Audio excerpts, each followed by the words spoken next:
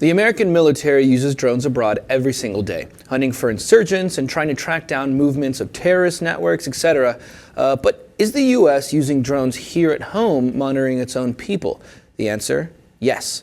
As many as 20 times between 2006 and 2015, or at least that's according to a report from the Pentagon that was just released last week, Mark. So they're admitting 20 times. They're admitting, but we don't know. And it was actually, this report was done last year, exactly a year ago, but it was just made public under a Freedom of Information Act request. So the report itself does admit to using drones on U.S. airspace a few times, but they don't provide any details of whether, what they were spying on or what they were doing or why they were doing it at all.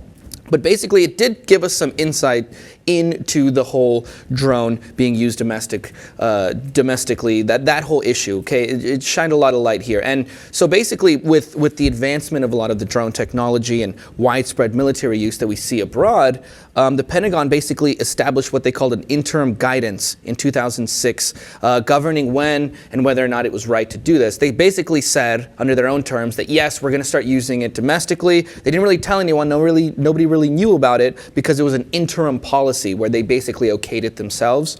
And it allowed for spy drones to be used for homeland defense purposes in the U.S. and also to assist civil authorities, local police, in other words. So although we don't have the details, I think it's kind of surprising that they would just go and make these unilateral decisions and kind of do it without telling anybody, right? But at the same time, I have a feeling everybody was already thinking this. You mean the military making decisions on their own and not telling people about it? That's really shocking. But there were reports coming from the Bundy crowd up in Oregon during that occupation that they felt they were being surveyed by drones, and that probably makes sense. It seems as though they would be used for surveillance in that situation. They were domestic terrorists. They were considered armed and dangerous. They also made that same claim at the Bundy Ranch in Nevada. I wouldn't be surprised to see that happen. Whether or not they're being used for actually armed, I would be surprised and shocked if they were actually armed, but used more for surveillance. I definitely doubt, that they would be armed. But yeah, what better time to use a drone domestically, right? Than in such a famous case of domestic terrorism. I remember being at an anti-war protest in the lead up to the Iraq invasion. Mm-hmm. There were millions of people marching that day, and I remember being a huge crowd of people and seeing a plane fly very low overhead, very slow, with a big box on the bottom of it that to me looked like a huge lens. And I thought, wow, they're taking everybody's picture. What are they doing? That was the first time I even... this idea kind of crossed your mind? The idea, yeah.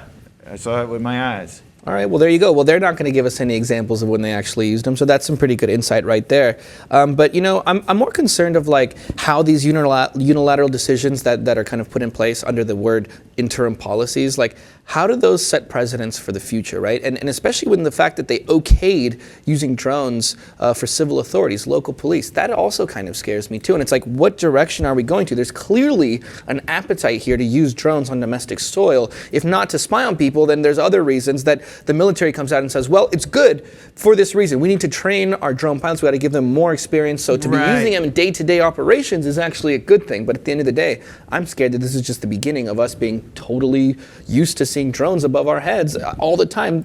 How is that going to make people happy? You're going to think that you're being watched at all times. People right, and if you go out to protest as a peaceful protester, as your right as an American to assemble and protest, you take that risk that you're being spied upon by a drone. As in the Occupy protest, they were turned into criminals. Right. They were criminalized by a surveillance state. Right.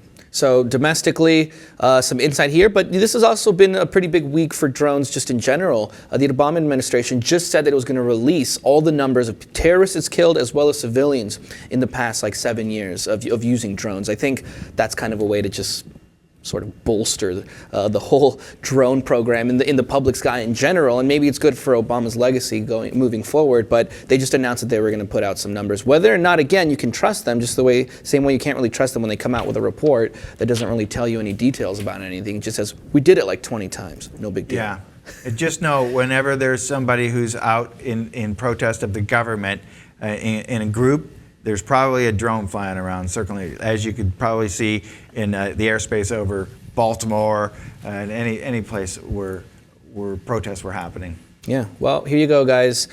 The government says that they have used drones on U.S. soil, but whether or not we can believe that it was only 20 times, I don't know.